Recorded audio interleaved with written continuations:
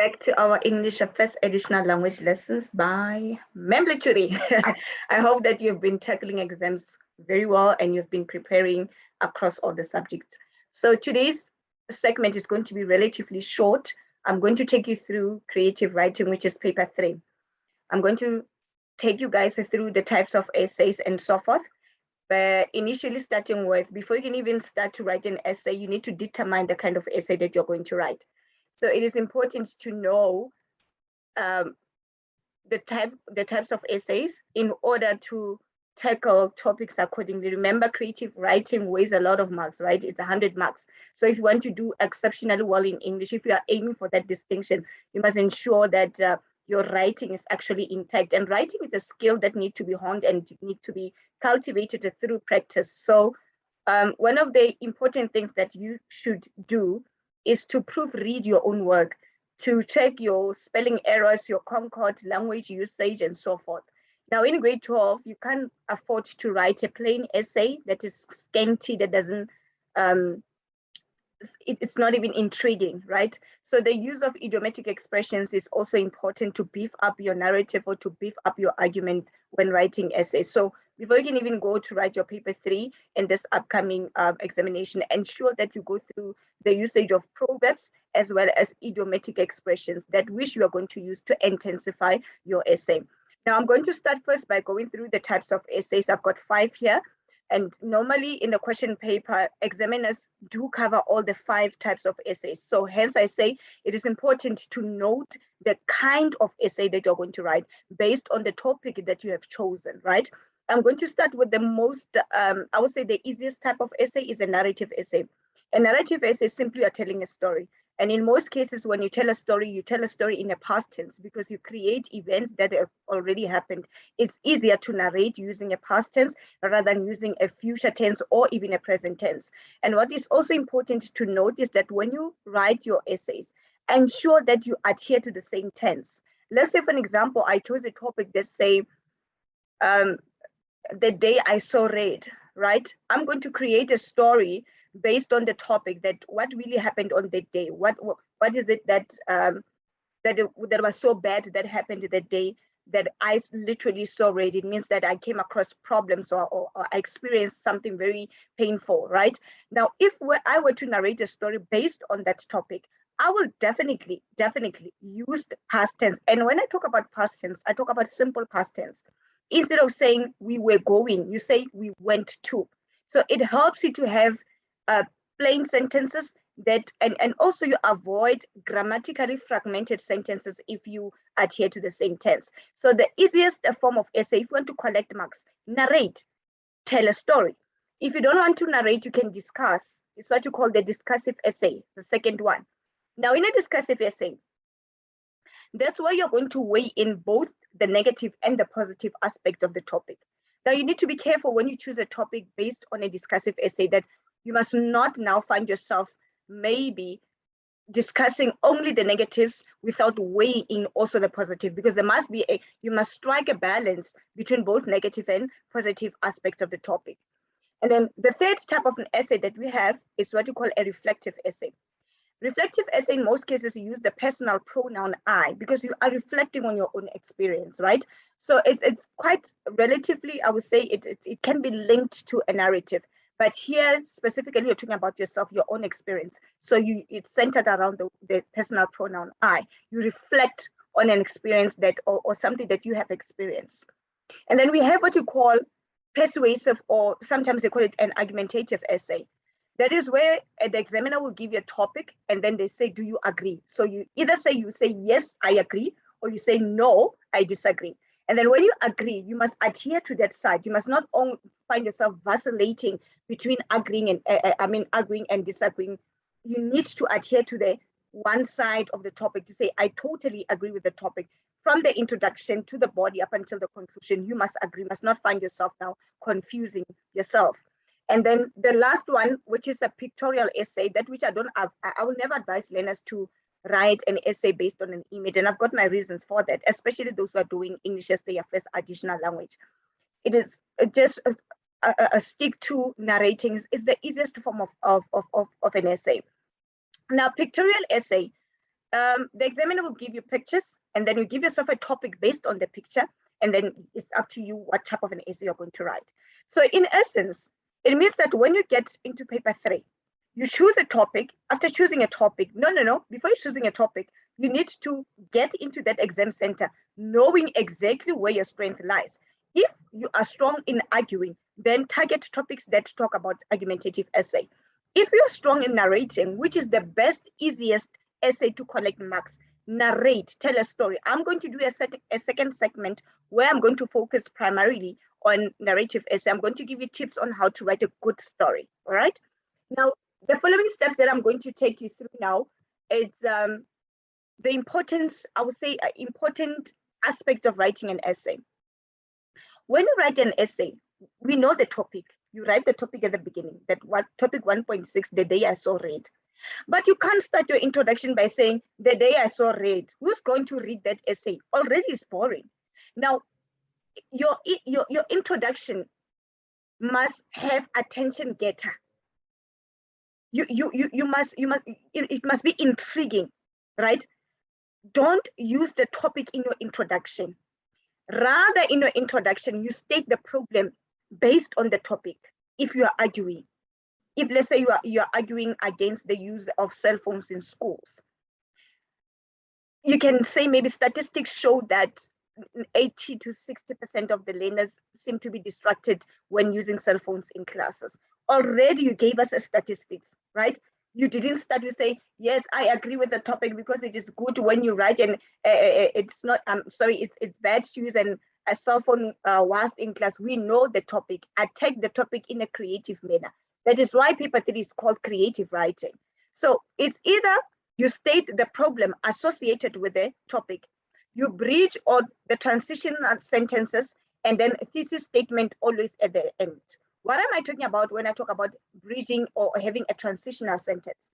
Let's say, for an example, I say the use of cell phones in distract learners in class, and I'm arguing to say, yes, it's indeed correct. Learners seem to be very much distracted when cell phones are permitted to be used in classes.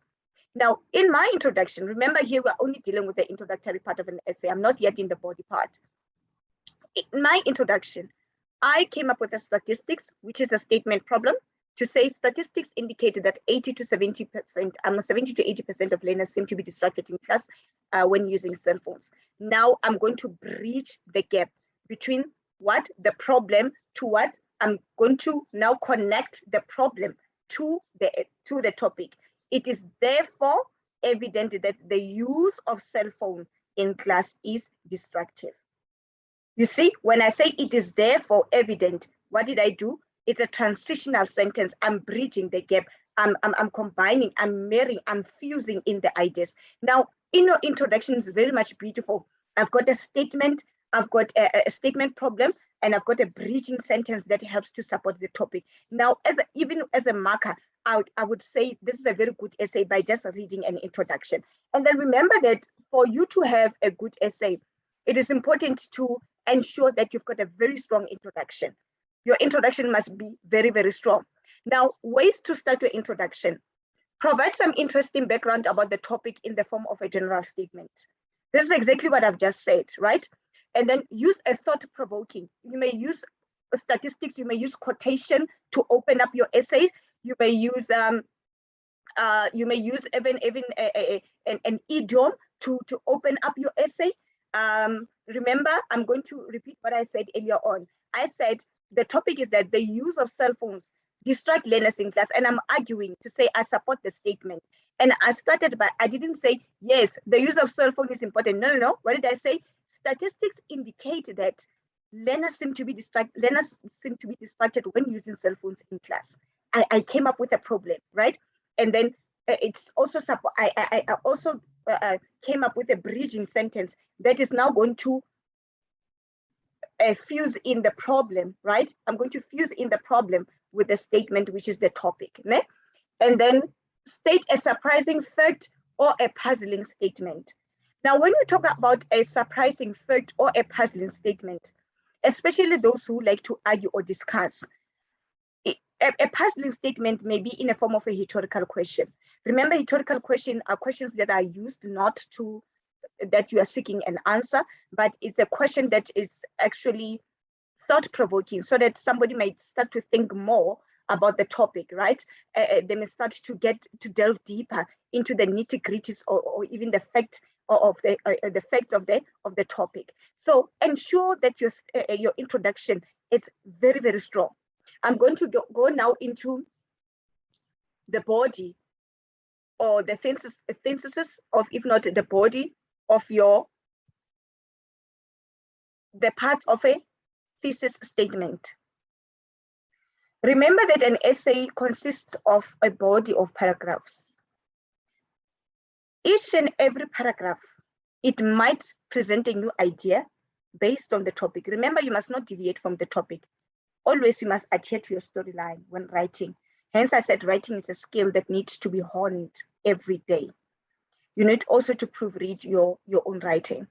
Now, what is central to essay writing is the logical arrangement of ideas. You can't just write an essay that is all over the place. We don't know now where your story is going. Logical arrangement of ideas. To say, in this paragraph, I'm going to talk about learner concentration. In the second paragraph, I'm going to talk about the need for more enhancement in education. In paragraph 4, I will further substantiate what I discussed in paragraph 3.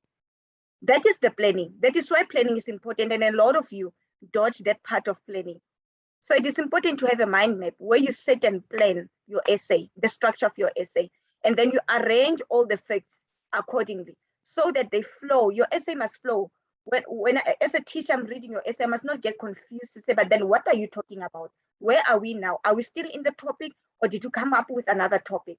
So you must operate within the parameters of the topic, all right? Now, the parts of a thesis statement. Now you've got a topic, you've got an opinion, you've got a reason. These 3 aspects are going to help you to build a paragraph, right? Remember, the example that I'm using is that cell phones are destructive in school, and it's an argumentative essay, right? Now, the topic, already I know cell phones are destructive in school. My opinion is that learners are not concentrating. They might be using cell phones for something different than what is being discussed in the class, right? It's an opinion. Then I need to back it up with what? With the reason, so that it's a well-rounded paragraph. It's a beefed up paragraph, so that I know that this argument is strong. So that means that you cannot afford just to state statements or opinions haphazardly without really supporting them with reason. And the best way to support with the reason is to ensure that you reflect a judgment about the topic. What is that you want to say about the topic? You announce the topic to the reader, right? And to provide the reader with a blueprint of what is to come in the paper. So it means when I say you provide us with a blueprint, it's the same thing as arranging facts accordingly, so that you don't find yourself repeating facts in your essay. You might be talking about something that you already spoke about in paragraph 2. Now you want to now paraphrase it again in paragraph 5. Remember, creative writing means that there is a plethora of ideas that you can use, right? So you need to narrow them down. You narrow them down, but however, you avoid repetition so that you don't become redundant, all right? So you have an opinion, you support it with reason, with logical reason, so that you round off your paragraphs. And then the following is the body of your essay. The body is a set of paragraphs that develop the idea expressed in the thesis statement. You must make a list of main ideas that support the thesis statement, right? Here, instead of saying thesis, we are going to say what? Essay, right? And then arrange the main ideas in logical order. Please, mind map is important in paper 3, grade 12. Don't dodge.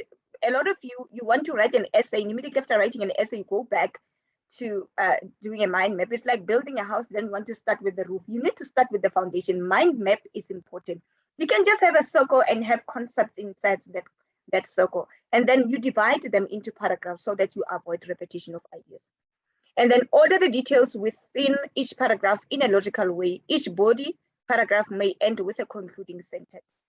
If maybe in paragraph 3, you're talking about learners' concentration, I need a concluding statement to say, therefore, for example, therefore, it is evident that cell phones cannot be used in school. Now I can see that you have closed that chapter when you talk about concentration. Now you're going to another paragraph where you're going to start something different, okay? So ensure that your ideas flow accordingly. And most importantly, you must avoid repetition of what? Repetition of words. Now, I spoke about logical arrangement, if not logical presentation of ideas. There's no way that you can write a logical paper or a logical essay in the absence of logical connectors. That's what you call logical, if not transition words. Logical connectors are there to link ideas. They are there to show contrast. It means to show difference. They are there to show continuation, that you're still continuing with the same idea. Or are you presenting something new? Or are you further substantiating what you are saying?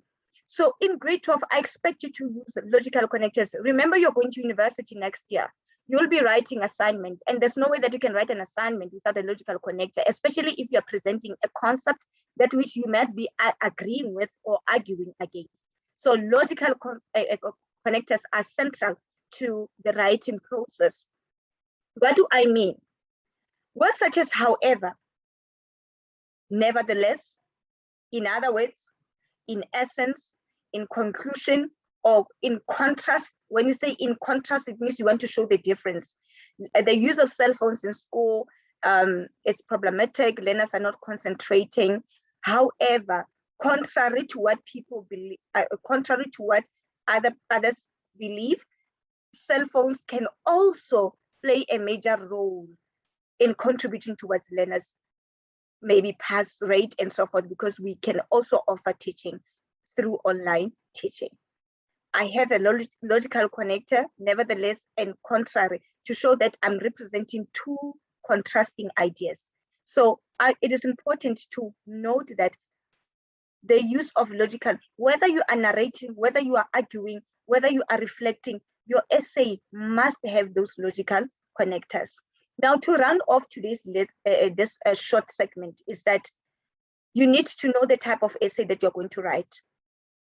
Check your strength, where you are best, your strength is best suited, go for that. But my advice would be target narrative essay, tell a story. I'm going to go deeper into writing of a narrative essay in the next segment. Or alternatively, if you can argue, you can argue. If you can discuss, you can discuss. But ensure that you cover all the key words of the topic. Don't find yourself arguing partially. For an example, there was a topic in the preparatory examination in my province where the topic talked about the importance of education in the 21st century. Most of the learners, what they did was to talk about the importance of education, neglecting the 21st century part. And that means that you have done an injustice to the topic. That means you won't score higher marks.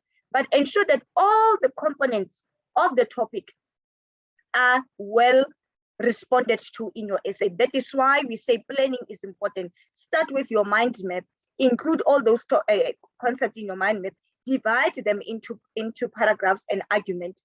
Have a thesis statement. The thesis statement is more like, this is my opinion, it is backed up by a reason, and this is how I'm going to conclude my paragraph. If in the fourth paragraph, you still want to continue with the idea that you stated in the third paragraph, now that's where you need transitional words or logical connectors. I will say additionally, you see, if you say additionally, it means that you are going to now further substantiate what you have said in the third paragraph. And also what is important, now let us talk about the technicalities of writing an essay. Examiners guide you in English FAL between 200 and 250 words. You must adhere to the required number of words. Please ensure that you do not exceed the required number of words. Adhere to the required number of words. That is why planning is important, because as and when you arrange your ideas, you will be able to say, maybe I need to shorten my story because here it's too long. Or maybe I need to just to wrap it up a bit because here is too long. And then what is important is that have a strong conclusion and a strong introduction.